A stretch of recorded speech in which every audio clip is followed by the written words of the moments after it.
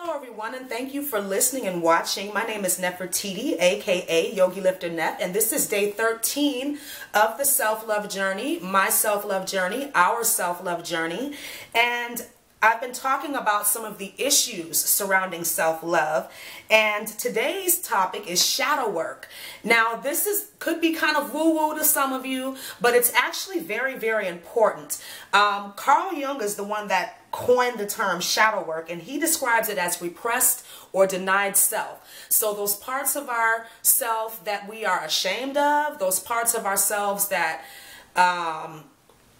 you know, we're not always wanting other people to see, you know. So that's a part of self-love, is exploring these issues, bringing up the shadow, okay, bringing up that repressed self to light and owning it and loving that part of you, because it is a part of you and it's about loving all of you, right? So loving your little quirks.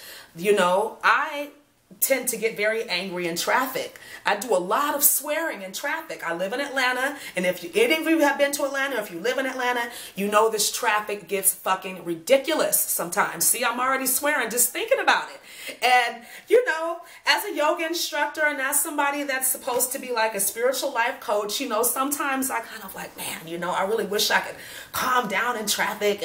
But no, that's a part of me. It's a part of who I am. It's a part of my expression. I don't like sitting in traffic. It's a necessary evil here in Atlanta. I don't have to like it. And I can swear in my car if I want to. Nobody else is in there. And so I have to have these conversations with myself to not repress that part of myself. You know, because it is me and I love myself, and I'm telling myself that every day. It is me. There's going to be aspects about you that other people don't like because it is not them. And that's the long and short of it, you know. You know, it's not really any of our business what other people think about us, right? But a lot of times it's other people that either cause us to, you know, bring that shadow up out of us, or they cause us to repress it because it's not acceptable to them. It's not acceptable to society. It's not acceptable, you know, to this or that or whoever. And we have to really realize that these standards were also set up by other people. And we have to always ask ourselves, does it make any sense? Does it make any sense to me right now? Okay. So like I said, that's what, you know, Carl Jung says, it's repressed or denied past self. And what ends up happening is these shadow traits, okay, show up in our lives, and they sabotage our efforts. They sabotage our relationships, and they cannot go unchecked. If we're going to make progress on this self-love journey, they have to be explored. They have to be honored and owned. Okay, that's a part of it, and it's not always an easy thing to do.